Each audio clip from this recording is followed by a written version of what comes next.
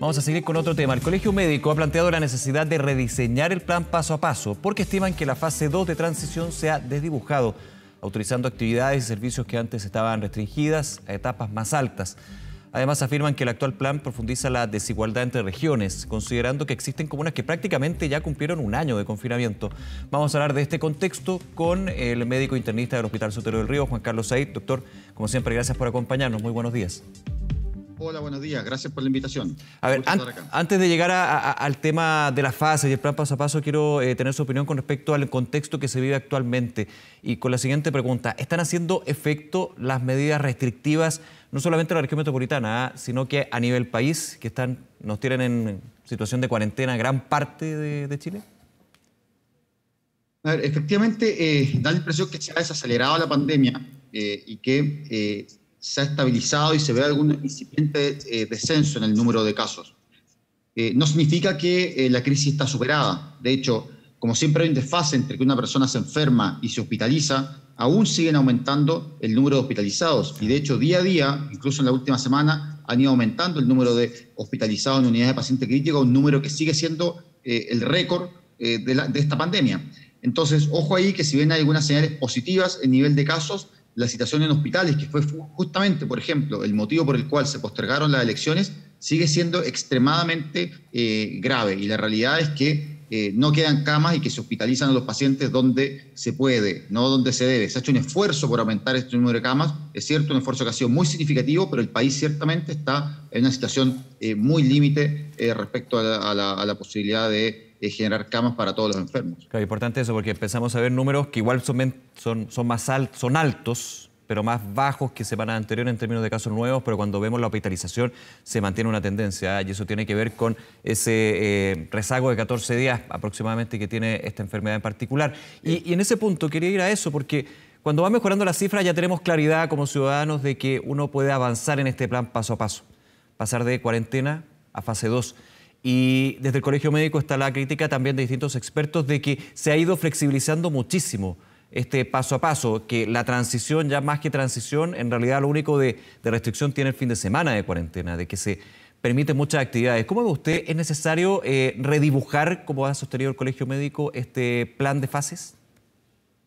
A ver, yo creo que lo primero es pensar que no veo que, y sobre todo en la región metropolitana, que estemos en situación de salir de fase de cuarentena.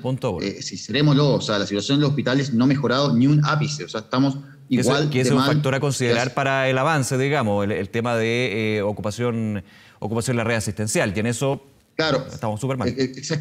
Exactamente, o sea, hay que considerar eso, y creo que eso es un elemento prioritario, es decir, mira, acá, antes de pensar en o sea, tiene que estar la saturación del sistema hospitalario, tiene que ser un elemento clave a considerar. Y no solo considerar el porcentaje, porque a veces se dice porcentaje de ocupación, sí, pero se olvida que se aumenta constantemente el número de camas, ¿ya? Que es algo positivo, evidentemente, que se aumente el número de camas, pero acá no estamos hablando de un sistema que está 95% ocupado, sino un sistema que está trabajando a más del 400%. Entonces, eso hay que tenerlo como elemento a la hora de considerar pasar de fase 1 a fase 2.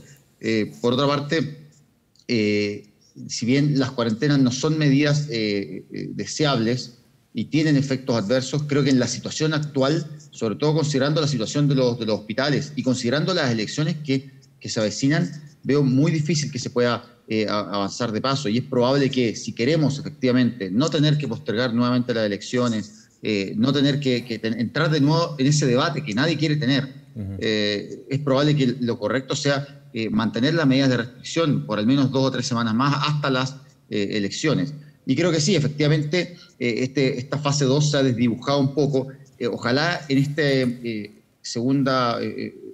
momento haya más mesura. Por ejemplo, yo creo que pensar en el retorno a clases lo veo muy difícil. Creo que efectivamente hubo un rol en el incremento de casos por el retorno a clases en marzo, y si bien el retorno a clases es muy necesario, también creo que nada le hace más mal al país que ir y volver de fase, de pensar que nunca avanzamos y consolidamos en un paso, sino que efectivamente avanzamos simplemente para volver a retroceder a una situación mucho peor en la que estábamos antes. Recordemos, doctor, que actualmente en el plan paso a paso las clases presenciales voluntario desde los padres pueden efectuarse en fase 2. En algún minuto el Colegio de Profesores decía, hagámoslo en fase 4. ¿Usted cree que debería pensarse más bien las clases presenciales en ese punto, en una fase 4 del plan paso a paso? Sí, el Consejo Asesor lo planteó así, lo planteó que fueran en fase 3 o fase 4, es decir, en fases más avanzadas de apertura, porque si bien sabemos que los niños se enferman, también evidentemente en general hacen un cuadro menos grave, más leve que el de los adultos, pero tienen un rol en la circulación del virus, y eso sí se ha visto. Entonces, evidentemente, un retorno masivo de alumnos a clase juega un rol en la circulación del virus y termina finalmente contagiando a otra población que sí hoy en día está siendo víctima del virus. Recordemos que la gran diferencia entre esta ola y la primera ola es que la población menor de 50 años está enfermándose y está siendo hospitalizada. O sea, hoy en día los adultos de 39, 40 años son tantos en términos de pacientes hospitalizados como los mayores de 70. Entonces, ojo ahí, ya no estamos hablando de una pandemia que solo afecta a los adultos mayores, sino que también está influyendo o afectando a población más joven. Claro. Entonces, ya no es una pandemia tan focalizada, sino que ha aumentado, porque igualmente pueden haber adultos mayores en menor medida que terminen en una cama UCI o en un tratamiento intensivo, pero esto ha ido ampliando en términos de edad y eso hace aún más difícil, me imagino. Efectivamente, por un lado los adultos mayores están siendo protegidos por la vacunación y eso es muy positivo. Se ha visto un descenso en los contagios en los mayores de 70 y los mayores de 60, pero por otro lado la aparición de estas nuevas variantes, la variante brasilera, la variante de Reino Unido, ha significado que el virus se expanda más rápidamente y que también afecta en forma más severa a personas de menor edad. Y ojo también que estamos avanzando en un proceso de vacunación. Entonces, pensar digamos, con los niveles que tenemos aún de vacunación, si bien es un proceso que ha sido exitoso, siguen siendo niveles muy bajos para reducir en forma significativa la circulación del virus. Recordemos que solo el 30% de los adultos está vacunado efectivamente, es decir, con 2 dosis. Lo que estamos hablando en forma efectiva es que el 70% del país no está vacunado, o sea, no está inmune efectivamente.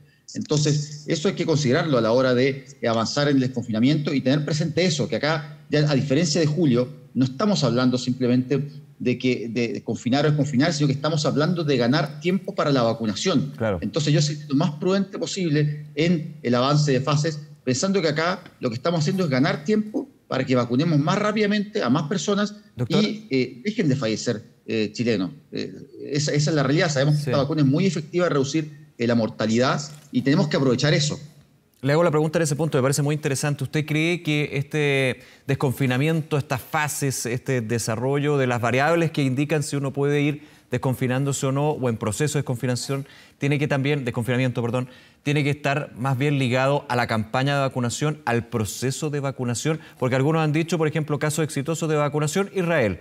Bueno, pero es que Israel, mientras vacunaba, y también con los niveles distintos, obviamente, a diferencia de Chile, tenía medidas bastante restrictivas. O sea, al minuto de empezar a vacunar, la restricción vino inmediatamente por el plan de campaña de vacunación. ¿Debería también pensarse en esa índole con los elementos que también ya son parte de la definición de si uno está en fase 1, 2, 3, 4?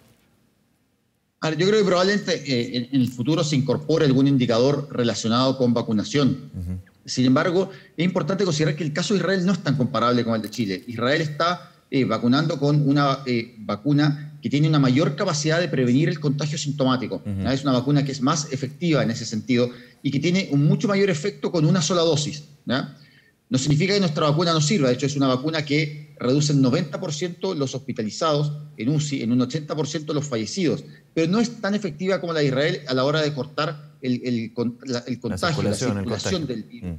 Entonces, en ese sentido, creo que no es tan fácil hacer comparaciones con Israel y por eso mismo, por la menor capacidad de nuestra vacuna para cortar la circulación del virus, es que deberíamos ser más prudentes en el desconfinamiento y pensar que a diferencia de la primera ola, lo que estamos haciendo acá, al ser más prudentes con el desconfinamiento, no es perpetuar una parálisis, dañar más a la economía, sino al revés, permitir que salgamos en forma más definitiva, más concreta, una vez que más personas estén vacunadas y efectivamente podamos contener con la vacuna y otras medidas la circulación del virus en forma más efectiva. Creo que esa es la gran diferencia con la primera ola, que hoy en día lo que tenemos que hacer al hacer una fase 2 efectiva es ganar tiempo para la vacunación.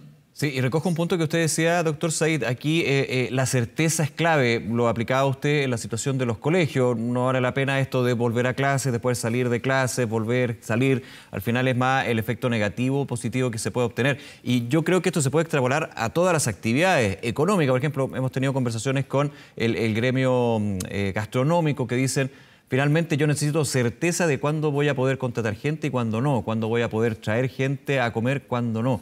Eso obviamente es súper difícil porque esta pandemia lo que menos nos puede entregar es certeza, pero desde la política de desconfinamiento uno entiende que tendría que ir con más fuerza a ese lado, ¿no? Sí, yo creo que efectivamente acá el objetivo tiene que ser terminar este ir y volver, o sea, pensar, mira, ya salimos de esto y resulta que ahora volvemos a algo mucho más grave. Entonces, creo que ese tiene que ser el mensaje. Y el tema de los colegios, eso juega un rol. Creo que es innegable que en marzo hubo un aumento de la circulación del virus, que jugó un rol la apertura de los colegios. Y recordemos que los papás, hoy en día, quizá las personas que son papás de distintas edades, pero que tienen 40, 50 años, antes no estaban siendo tanto víctimas de esta enfermedad, pero hoy en día sí lo son. Entonces, acá podemos tener efectivamente un rebrote significativo si no tomamos los cuidados y si no nos preocupamos que esos papás estén vacunados. Justamente hoy en día estamos vacunando a personas entre 47 y 48 años. Entonces, faltan todavía varias semanas para que podamos avanzar en que el grupo entre 40 y 50 esté vacunado e incluso un poquito más abajo. Entonces, yo creo que hay que tener paciencia. Las vacunas actúan sobre la biología de las personas, son efectivas, pero tardan tiempo. Entonces, creo que es la oportunidad ahora para que no nos pille nuevamente la ansiedad, o sea, no seamos ansiosos. A veces, por querer salir rápido, no terminamos saliendo bien de la situación. Entonces, acá el llamado es a la paciencia, es a no entusiasmarnos excesivamente por un pequeño descenso en los casos, que es un motivo de alegría, pero que hay que ponerlo en el contexto de la situación, en que el 70% del país todavía no está vacunado, en que la situación en los hospitales sigue siendo crítica. Entonces el llamado finalmente es a la cautela y a tratar de que la próxima vez que salgamos a fase 2 sea en forma definitiva y no terminemos volviendo a una situación aún más crítica como la que estamos viviendo ahora. Y además que vuelvo al punto, hay una baja, pero finalmente igualmente sobre 6.000 casos nuevos, es altísimo. Doctor Said, se nos acaba el tiempo, como siempre, muchas gracias por acompañarnos, que esté muy bien. Muchas gracias, hasta luego. Un abrazo, chao. Hacemos una pausa, regresamos con más noticias.